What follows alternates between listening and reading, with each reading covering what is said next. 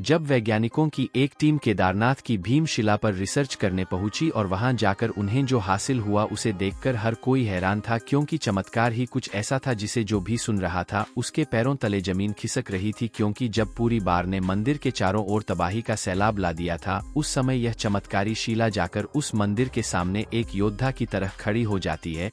आखिर यह चमत्कारी शिला वहां पर कहां से आई थी और इस चमत्कार को देखकर वैज्ञानिकों के भी आंखों में आंसू आ गए। वीडियो में आगे बढ़े उससे पहले कमेंट में जय केदारनाथ जरूर लिखें। यह बात है 16 जून 2013 की। यह दिन वहां रहने वाले लोगों के लिए बहुत ज्यादा खराब था और उस दिन के बारे में आज भी याद किया जाए तो दिमाग एक अलग तरह से हिल जाता है।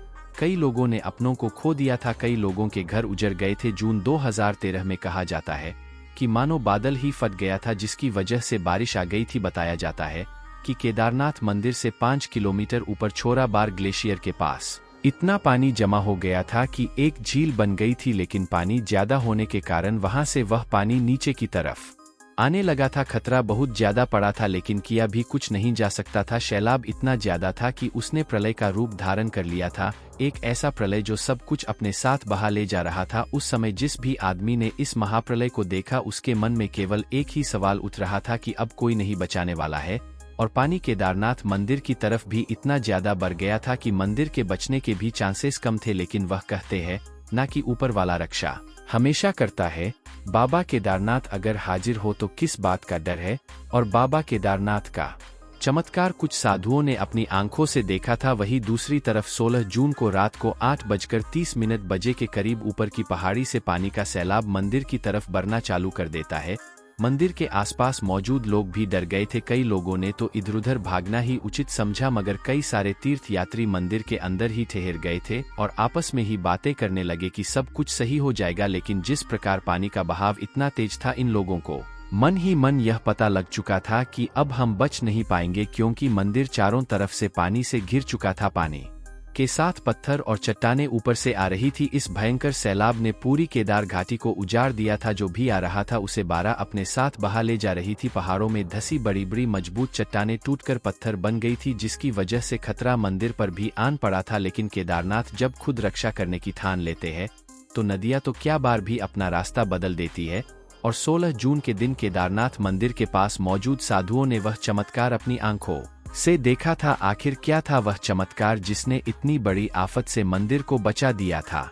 16 जून को जब पानी मंदिर की तरफ बहुत ज्यादा बढ़ने लगा तो बताया जाता है कि दो साधुओं ने मंदिर के पास खंबे पर चढ़कर रात जाकर बिताई थी। खंबे पर चढ़े हुए साधुओं ने देखा कि मंदिर के पीछे के पहाड़ से बार के साथ अनुमानित 90 की स्पीड में एक विशालकाय डमरू जैसी दिखने वाली एक चट्टान मंदिर की तरफ बढ़ रही है।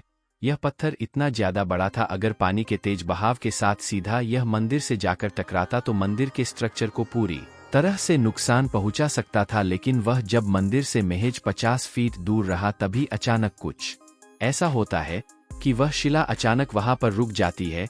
कोई ऐसी चमत्कारिक शक्ति थी जिसने पत्थर को अचानक वहां पर रोक दिया। मंदिर के पास मौजूद लोग इस चमत्कार को देखकर पूरी तरह से हैरान थे, क्योंकि जो आफत अगर सच में मंदिर के नजदीक चली जाती तो ना जाने कितना ही नुकसान कर देती। जैसे ही वह चट्टान वहां पर रुकी तो पानी चट्टान से टकराकर दो भागों में बंध कर मंदिर के बगल से गुजरने लग गया। यह बात राहत भरी इसलिए थी क्योंकि उस समय मंदिर के अंदर सैकड़ों की संख्या में लोग बैठे थे। उन लोगों ने बस मन में यही ठान लिया था कि अब तो हमें केवल भगवान ही बचा सकते हैं, बाकी इस भयंकर बाढ़ से हमें कोई नहीं बचा सकता। साधुओं के अनुसार उस चट्टान को मंदिर की ओर आते देख उन सभी की रूह कांप गई थी और सब लोगों ने मन के अंदर भगवान केदारनाथ का जाप करना शुरू कर दिया था। और बाबा केदारनाथ ने कुछ ऐसा चमत्कार किया कि मंदिर के साथ साथ वहां मौजूद लोगों को भी बचा लिया। बताया जाता है कि उस बार के अंदर करीब हजारों की संख्या में लोग मारे गए थे, जिसके बारे में आज भी कहा जाता है तो लोग डर जाते हैं।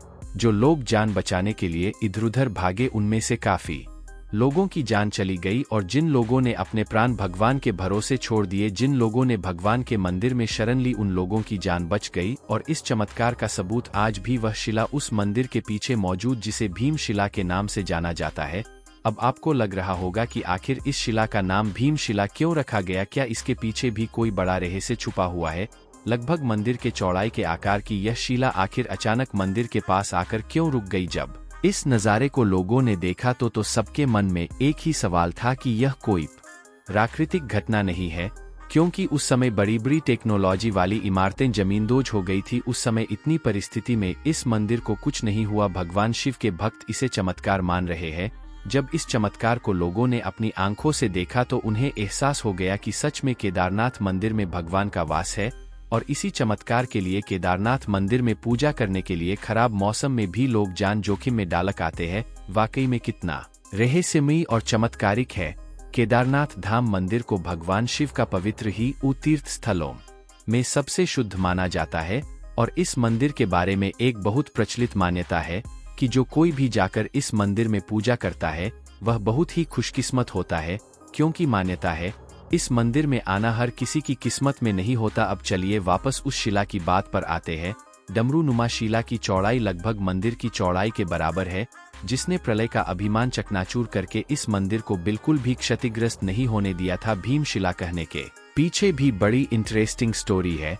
चट्टान की उस जगह पर उपस्थिति और मंदिर की सुरक्षा करने वाले इस विशाल शिला ने कई बातों को जन्म दिया। मान्यताओं के अनुसार कहा जाता है कि भीमशिला को शुरुआत में हिंदू महाकाव्य महाभारत के पौराणिक नायकों पांडवों द्वारा रखा गया था। ऐसा माना जाता है कि पांडव भाइयों में से एक भीम ने इस स्थान पर भगवान शिव केदार बाबा का पीछा किया था, और यह चट्टान उनकी गदा गाड़ कर भगवान शिव के मंदिर को बचाने के उनके कार्य का प्रतीक है। भीम से इस संबंध के कारण ही इसे भीमशिला कहा जाता है।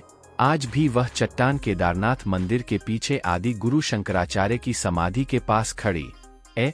आज लोग इसकी पूजा करते हैं। इस शिला के मंदिर के पास रुकने और मंदिर की रक्षा करने वाले बात से सभी हैरान हैं। इसे मंदिर के प्रतीक विश्वास और विनाशकारी बाढ़ के दौरान हुई चमत्कारी घटनाओं की याद दिलाने वाला माना जाता है। केदारनाथ मंदिर के अंदर 6 माह तक नहीं बुझता है दीपक। दीपावली महापर्व के दूसरे दिन के दिन शीत ऋतु में मंदिर के द्वार बंद कर दिए जाते हैं। 6 माह तक मंदिर के अंदर दीपक जलता रहता है। पुरोहित सस्मान पट बंद कर भगवान के विग्रह एवं दंडी को 6 माह तक पहाड़ के नीचे की मठ में ले जाते हैं।